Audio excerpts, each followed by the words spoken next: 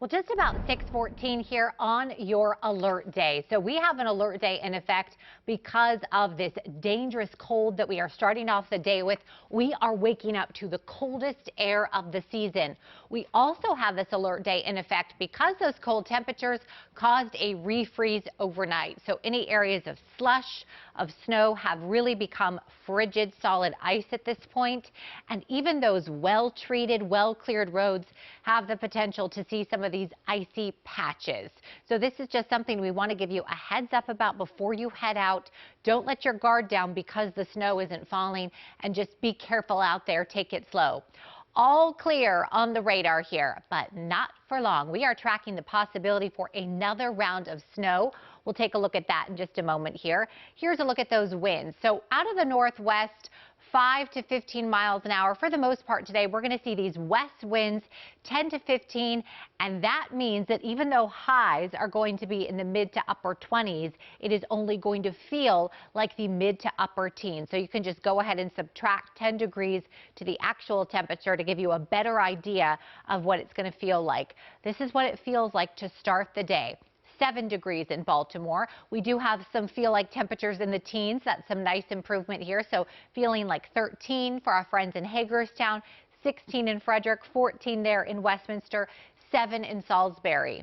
Now, what happens today is we're actually going to land in the upper 20s, so 28. That would be a brutal high all on its own, but once we factor in the wind, feeling more like 18 degrees.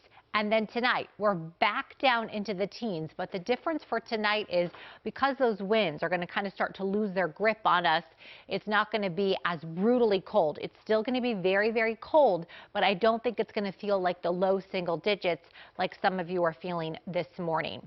Let's take a look at this chance for snow, shall we here? So again, there's still some disagreement still with the models. We're still really kind of fine-tuning this forecast here. But let's show you how it has the potential to play out. So Thursday night, late Thursday, is when we could first start to see some snow edging into far western Maryland. This model not showing it arriving until after midnight, actually, so 2 a.m. on Friday.